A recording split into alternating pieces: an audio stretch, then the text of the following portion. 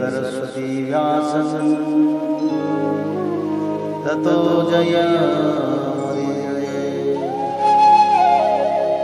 मूकं करोति वाचालं पंगुलं लङ्घयते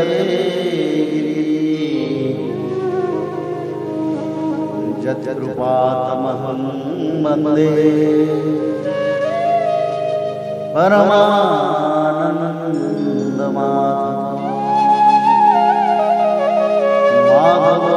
माधवो वाक्यं माधवो हरि परन्ते साधवा नित्यं सकलकार्येषु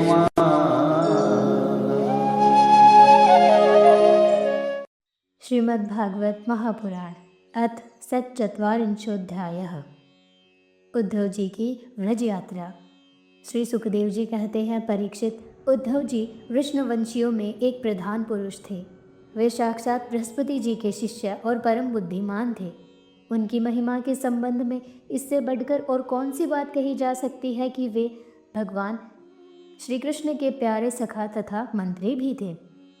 एक दिन शरणागतों के सारे दुख हर लेने वाले भगवान श्री कृष्ण ने अपने प्रिय भक्त और एकांत प्रेमी उद्धव जी का हाथ अपने हाथ में लेकर कहा, सौम्य स्वभाव उद्धव, तुम व्रज में जाओ। वहाँ मेरे माता पिता आनंद बाबा और यशोदा मैया हैं, उन्हें आनंदित करो।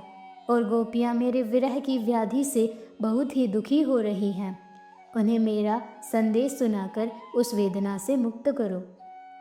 प्यारे उद्धव, गोपियों का मन नित्य निरंतर मुझ में ही लगा रहता है। उनके प्राण, उनका जीवन, उनका सर्वस्व मैं ही हूँ। मेरे लिए उन्होंने अपने पति, पुत्र आदि सभी सगे संबंधियों को छोड़ दिया है। उन्होंने बुद्धि से भी मुझी को अपना प्यारा, अपना प्रियतम नहीं, अपना आत्मा मान रखा है। मेरा यह व्रत है कि जो लोग मेरे लिए लौकिक और पारलौकिक धर्मों को छोड़ देते हैं, उनका भरण पोषण मैं स्वयं करता हूँ। प्रिय उद्धव, मैं उन गोपियों का परम प्रियतम हूँ। मेरे यहाँ चले आने से वे मुझे दूरस्थ मानते हैं और मेरा स्मरण करके अत्यंत मोहित हो रही हैं, बार बार मूर्छित हो जाती हैं। वे मेरे विरह की व्यथा से विहल हो रही हैं, प्रतिक्षण मेरे लिए उत्कंठित रहती हैं। मेरी गोपियाँ, मेरी प्रेयसियाँ इस समय बड़े ही कष्ट और यत्न से अपने प्राणों को किसी प्रकार रख रही हैं।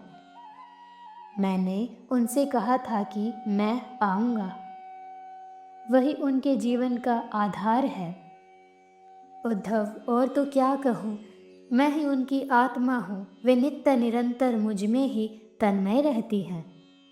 श्री सुखदेव जी कहते हैं, परीक्षित, जब भगवान श्री कृष्ण ने यह बात कही तब उद्धव जी बड़े आदर से अपने स्वामी का संदेश लेकर रथ पर सवार हुए और नंदगांव के लिए चल पड़े। परम सुंदर उद्धव जी सूर्यास्त के समय नंद बाबा के व्रज में पहुँचे। उस समय जंगल से गौएं लौट रही थी। उनके खुरों के आघात से इतनी धूल उड़ रही थी कि उनका रथ ढक गया था। ब्रजभूमि में ऋतुमती गौओं के लिए मतवाले सांड आपस में लड़ रहे थे। उनकी गर्जना से सारा व्रज गूंज रहा था। थोड़े दिनों की ब्याई हुई गौएं अपने थनों के भारी भार से दबी होने पर भी अपने अपने बछड़ों की ओर दौड़ रही थी। सफ़ेद रंग के बछड़े इधर उधर उछल कूद मचाते हुए बहुत ही भले मालूम होते थे। गाय दुहने की घर घर ध्वनि से और बांसुरियों की मधुर टेर से अब भी व्रज की अपूर्व शोभा हो रही थी। गोपी और गोप सुंदर सुंदर वस्त्र तथा गहनों से सज धज कर श्री कृष्ण तथा बलराम जी के मंगलमय चरित्रों का गान कर रहे थे और इस प्रकार व्रज की शोभा और भी बढ़ गई थी। गोपों के घरों में अग्नि, सूर्य, अतिथि, गौ, ब्राह्मण और देवता पितरों की पूजा की हुई थी। धूप की सुगंध चारों ओर फैल रही थी और दीपक जगमगा रहे थे। उन घरों को पुष्पों से सजाया गया था। ऐसे मनोहर गृहों को सारा व्रज और भी मनोरम हो रहा था। चारों ओर वन पंक्तियाँ फूलों से लद रही थी, पक्षी चहक रहे थे और भौरे गुंजार कर रहे थे। वहाँ जल और स्थल दोनों ही कमलों के वन से शोभायमान थे और हंस, बत्तख आदि पक्षी वन में विहार कर रहे थे। जब भगवान श्री कृष्ण के प्यारे अनुचर उद्धव जी व्रज में आए, तब उनसे मिलकर नंद बाबा बहुत ही प्रसन्न हुए। उन्होंने उद्धव जी को गले लगाकर उनका वैसे ही सम्मान किया मानो स्वयं भगवान श्री कृष्ण ही आ गए हों। समय पर उत्तम अन्न का भोजन कराया और जब वे आराम से पलंग पर बैठ गए, सेवकों ने पांव दबाकर पंखा झलकर उनकी थकावट दूर कर दी। तब नंद बाबा ने उनसे पूछा, परम भाग्यवान उद्धव जी, अब हमारे सखा वसुदेव जी जेल से छूट गए। उनके आत्मीय स्वजन तथा पुत्र आदि उनके साथ हैं। इस समय वे सब कुशल तो है न? यह बड़े सौभाग्य की बात है कि अपने पापों के फलस्वरूप पापी कंस अपने अनुयायियों के साथ मारा गया, क्योंकि स्वभाव से ही धार्मिक परम साधु यदुवंशियों से वह सदा द्वेष करता था। अच्छा उद्धव जी, श्री कृष्ण कभी हम लोगों की भी याद करते हैं? यह उनकी माँ है, स्वजन संबंधी है, सखा है, गोप है। उन्हीं को अपना स्वामी और सर्वस्व मानने वाला यह व्रज है। उन्हीं की गौएं हैं, वृंदावन और यह गिरिराज है। क्या वे कभी इनका स्मरण करते हैं? आप यह तो बतलाइए कि हमारे गोविंद अपने सुहृद पांडवों को देखने के लिए एक बार भी यहाँ आएंगे क्या? यदि वे यहाँ आ जाते तो हम उनकी वह सुगढ़ नासिका, उनका मधुर हास्य और मनोहर चितवन से युक्त मुख कमल तो देख लेते। उद्धव जी, श्री कृष्ण का हृदय उदार है, उनकी शक्ति अनंत है।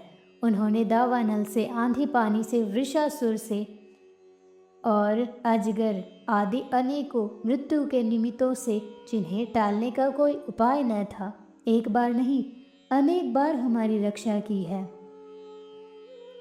उद्धव जी, हम श्री कृष्ण के विचित्र चरित्र, उनकी विलासपूर्ण तिरछी चितवन, उन्मुक्त हास्य, मधुर भाषण आदि का स्मरण करते रहते हैं और उनमें इतने तन्मय रहते हैं कि अब हमसे कोई कामकाज नहीं हो पाता। जब हम देखते हैं कि यह वही नदी है जिसमें श्री कृष्ण जल क्रीड़ा करते थे, यह वही गिरिराज है जिसे उन्होंने अपने एक हाथ पर उठा लिया था, ये वे ही वन के प्रदेश हैं जहाँ श्री कृष्ण गोए चराते हुए बांसुरी बजाते थे, और ये वे ही स्थान हैं जहाँ वे अपने सखाओं के साथ अनेक प्रकार के खेल खेलते थे। और साथ ही यह भी देखते हैं कि वहाँ उनके चरण चिन्ह अभी मिटे नहीं हैं। तब उन्हें देखकर हमारा मन श्री कृष्णमय हो जाता है। इसमें संदेह नहीं कि मैं श्री कृष्ण और बलराम को देव शिरोमणि मानता हूँ, और यह भी मानता हूँ कि वे देवताओं का कोई बहुत बड़ा प्रयोजन सिद्ध करने के लिए यहाँ आए हुए हैं। स्वयं भगवान गर्गाचार्य जी ने मुझसे ऐसा ही कहा था। जैसे सिंह बिना किसी परिश्रम के पशुओं को मार डालता है, वैसे ही उन्होंने खेल खेल में ही 10,000 हाथियों का बल रखने वाले कंस, उसके दोनों अजय पहलवानों और महान बलशाली गजराज कुवलयापीड़ को मार डाला। उन्होंने 3 ताल लंबे और अत्यंत दृढ़ धनुष को वैसे ही तोड़ डाला जैसे कोई हाथी किसी छड़ी को तोड़ डाले। हमारे प्यारे श्री कृष्ण ने एक हाथ से 7 दिनों तक गिरिराज को उठाए रखा था। यहीं सबके देखते देखते खेल खेल में उन्होंने प्रलंब, धेनुक, अरिष्ट, तृणाव्रत और बक आदि उन बड़े बड़े दैत्यों को मार डाला जिन्होंने समस्त देवता और असुरों पर विजय प्राप्त कर ली थी। श्री सुखदेव जी कहते हैं, परीक्षित, नंद बाबा का हृदय यों ही भगवान श्री कृष्ण के अनुराग रंग में रंगा हुआ था। जब इस प्रकार वे उनकी लीलाओं का एक एक करके स्मरण करने लगे, तब तो उनमें प्रेम की बाढ़ ही आ गई। वे विहल हो गए और मिलने की अत्यंत उत्कंठा होने के कारण उनका गला रुंध गया। वे चुप हो गए। यशोदा रानी भी वहीं बैठकर नंद बाबा की बातें सुन रही थी। श्री कृष्ण की एक एक लीला सुनकर उनके नेत्रों से आंसू बहते जा रहे थे और पुत्र स्नेह की बाढ़ से उनके नौ से दूध की धारा बहती जा रही थी। उद्धव जी, नंद बाबा और यशोदा रानी के हृदय में श्री कृष्ण के प्रति कैसा अगाध अनुराग है, यह देखकर आनंद मग्न हो गए और उनसे कहने लगे। उद्धव जी ने कहा, हे मानव, इसमें संदेह नहीं कि आप दोनों समस्त शरीरधारियों में अत्यंत भाग्यवान हैं, सराहना करने योग्य हैं, क्योंकि जो सारे चराचर जगत के बनाने वाले और उसे ज्ञान देने वाले नारायण हैं, उनके प्रति आपके हृदय में ऐसा वात्सल्य स्नेह पुत्र भाव है। बलराम और श्री कृष्ण पुराण पुरुष हैं, वे सारे संसार के उपादान कारण और निमित्त कारण भी हैं। भगवान श्री कृष्ण पुरुष हैं तो बलराम जी प्रधान प्रकृति। ये ही दोनों समस्त शरीरों में प्रविष्ट होकर उन्हें जीवन दान देते और उनमें उनसे अत्यंत विलक्षण हो जो ज्ञान स्वरूप जीव है उसका नियमन करते हैं। जो जीव मृत्यु के समय अपने शुद्ध मन को एक क्षण के लिए भी उनमें लगा देता है, वह समस्त कर्म वासनाओं को धो बहाता है और शीघ्र ही सूर्य के समान तेजस्वी तथा ब्रह्ममय होकर परम गति को प्राप्त होता है। वे भगवान ही जो सबके आत्मा और परम कारण हैं, भक्तों की अभिलाषा पूर्ण करने और पृथ्वी का भार उतारने के लिए मनुष्य का सा शरीर ग्रहण करके प्रकट हुए हैं। उनके प्रति आप दोनों का ऐसा सुदृढ़ वात्सल्य भाव है। फिर महात्माओं, आप दोनों के लिए अब कौन सा शुभ कर्म करना शेष रह जाता है। भक्तवत्सल यदुवंश शिरोमणि भगवान श्री कृष्ण थोड़े ही दिनों में व्रज आएंगे और आप दोनों को अपने माँ बाप को आनंदित करेंगे। जिस समय उन्होंने समस्त यदुवंशियों के द्रोही कंस को रंगभूमि में मार डाला और आपके पास आकर कहा कि मैं व्रज में आऊँगा, उस कथन को वो सत्य करेंगे। नंद बाबा और माता यशोदा जी, आप दोनों परम भाग्यशाली हैं। खेद न करें, आप श्री कृष्ण को अपने पास ही देखेंगे, क्योंकि जैसे काष्ठ में अग्नि सदा ही व्यापक रूप से रहती है, वैसे ही वे समस्त प्राणियों के हृदय में सर्वदा विराजमान रहते हैं। एक शरीर के प्रति अभिमान न होने के कारण न तो कोई उनका प्रिय है और न तो अप्रिय, वे सब में और सबके प्रति समान हैं। इसलिए उनकी दृष्टि में न तो कोई उत्तम है और न तो अधम। यहाँ तक कि विषमता का भाव रखने वाला भी उनके लिए विषम नहीं है। न तो उनकी कोई माता है और न पिता, न पत्नी है और न तो पुत्र आदि, न अपना है और न तो पराया, न देह है और न तो जन्म ही। इस लोक में उनका कोई कर्म नहीं है, फिर भी वे साधुओं के परित्राण के लिए, लीला करने के लिए देवादि सात्विक, मत्स्यादि तामस एवं मनुष्य आदि मिश्र योनियों में शरीर धारण करते हैं। भगवान अजन्मा है, उनमें प्राकृत सत्व रज आदि में से एक भी गुण नहीं है। इस प्रकार इन गुणों से अतीत होने पर भी वे लीला के लिए खेल खेल में वे सत्व, रज और तम इन तीनों गुणों को स्वीकार कर लेते हैं और उनके द्वारा जगत की रचना, पालन और संहार करते हैं। जब बच्चे घुमरी परेता खेलने लगते हैं या मनुष्य वेग से चक्कर लगाने लगते हैं, तब उन्हें सारी पृथ्वी घूमती हुई जान पड़ती है। वैसे ही वास्तव में सब कुछ करने वाला चित्त ही है, परंतु उस चित्त में अहम बुद्धि हो जाने के कारण, ब्रह्मवश उसे आत्मा अपना मैं समझ लेने के कारण जीव अपने को कर्ता समझने लगता है।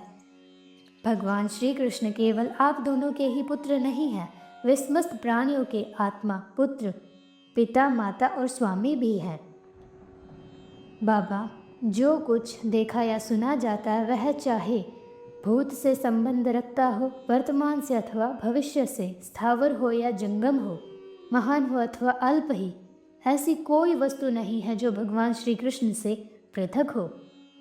बाबा श्री कृष्ण के अतिरिक्त ऐसी कोई वस्तु नहीं है जिसे वस्तु कह सके। वास्तव में सब वे ही हैं, वे ही परमार्थ सत्य हैं। परीक्षित, भगवान श्री कृष्ण के सखा उद्धव और नंद बाबा इसी प्रकार आपस में बातें करते रहे और वह रात बीत गई। कुछ रात शेष रहने पर गोपियाँ उठी। दीपक जलाकर उन्होंने घर की दहलियों पर वासुदेव का पूजन किया, अपने घर को झाड़ पुहार कर साफ किया और फिर दही मथने लगी। गोपियों की कलाइयों में कंगन शोभायमान हो रहे थे। रस्सियाँ खींचते समय वे बहुत भली मालूम हो रही थे। उनके नितंब, स्तन और गले के हार हिल रहे थे। कानों के कुंडल हिल हिलकर उनके कुमकुम मंडित कपोलों की लालिमा बढ़ा रहे थे। उनके आभूषणों की मणियाँ दीपक की ज्योति से और भी जगमगा रही थी और इस प्रकार अत्यंत शोभा से संपन्न होकर दही मथ रही थी। उस समय गोपियाँ कमल नयन भगवान श्री कृष्ण के मंगलमय चरित्रों का गान कर रही थी। उनका वह संगीत दही मथने की ध्वनि से मिलकर और भी अद्भुत हो गया तथा स्वर्गलोक तक जा पहुँचा, जिसकी स्वर लहरी सब ओर फैलकर दिशाओं का अमंगल मिटा देती है। जब भगवान भुवन भास्कर का उदय हुआ तब व्रजांगनाओं ने देखा कि नंद जी के घर दरवाजे के बाहर एक सोने का रथ खड़ा है। वे एक दूसरे से पूछने लगी, यह किसका रथ है? किसी गोपी ने कहा, कंस का प्रयोजन सिद्ध करने वाला अक्रूर ही तो कहीं फिर नहीं आ गया है, जो कमल नयन प्यारे श्याम सुंदर को यहाँ से मथुरा ले गया था। किसी दूसरी गोपी ने कहा, क्या अब हमें वह ले जाकर अपने मरे हुए स्वामी कंस का पिंडदान करेगा? अब यहाँ उसके आने का और क्या प्रयोजन हो सकता है? व्रजवासिनी स्त्रियां इस प्रकार आपस में बातचीत कर रही थी कि उसी समय नित्य कर्म से निवृत्त होकर उद्धव जी आ पहुँचे। इति श्रीमद्भागवते महापुराणे पारमहंस्यां संहितायां दशम स्कन्धे पूर्वार्धे नंदशोकापनयनं नाम 44 अध्यायः।